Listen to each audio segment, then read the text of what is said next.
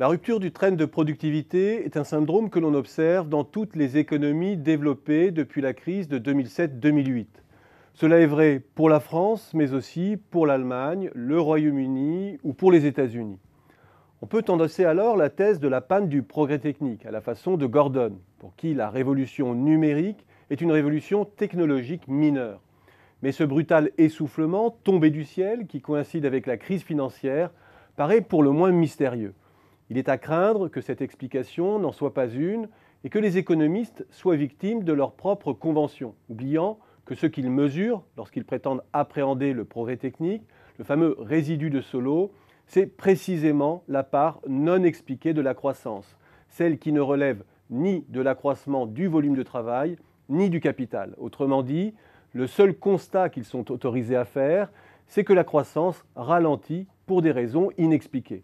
Le progrès technique n'étant qu'une hypothèse parmi d'autres. On peut évoquer aussi notre difficulté de mesure des gains de productivité. Les lacunes méthodologiques ne manquent pas et nous les avons maintes fois évoquées. Difficulté d'opérer un partage prix-volume pertinent, d'objectiver les effets qualité dans une économie immatérielle, notamment lorsqu'une part croissante bascule dans la gratuité, etc. Mais là encore, comment expliquer que ce biais structurel imprime soudainement sa marque après 2008 ? Il nous reste à interpréter le ralentissement de la productivité pour ce qu'il est d'abord, une inertie forte de l'emploi par rapport au choc de demande qu'ont subi les économies avec la crise. Pourquoi alors une telle inertie ? D'abord parce que dans nos économies développées, une part de plus en plus importante des emplois se rattache à des fonctions stables et faiblement corrélées à l'activité. Tout ce qui relève des fonctions stratégiques, de management, de conseil, de conception, de développement. Tous les métiers aussi qui se rattachent à l'entretien, à la maintenance de nos grandes infrastructures de réseau de plus en plus complexes, informatique, transport, énergie, etc. Tous ceux qui touchent ensuite à la formation, à la santé, qui répondent à des besoins stables. Une part de plus en plus importante des emplois relève de coûts fixes et de savoirs nécessaires indépendamment du cycle d'activité et sur lesquels les entreprises se concurrencent pour acquérir les compétences et exercent une rétention en temps de crise. Il s'agit donc davantage d'un investissement en capital humain que d'un emploi ajustable en fonction du carnet de commandes. Il y a ensuite tous les secteurs dits à coût fixe, au sens strict du terme, où l'essentiel du coût se concentre en amont et où le coût marginal d'une unité supplémentaire est quasi nul.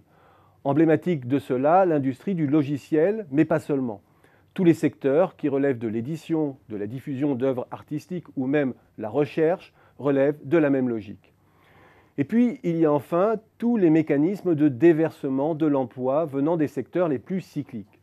Tout ne se cristallise pas en chômage, heureusement, et une partie de l'emploi exposé au cycle vient se déverser sur les mini-jobs de service de plus en plus subventionnés, sous-rémunérés, ubérisés, dans le gardiennage, la logistique, les services à la personne, la sécurité, ou se muent en auto-entrepreneuriat fragmenté.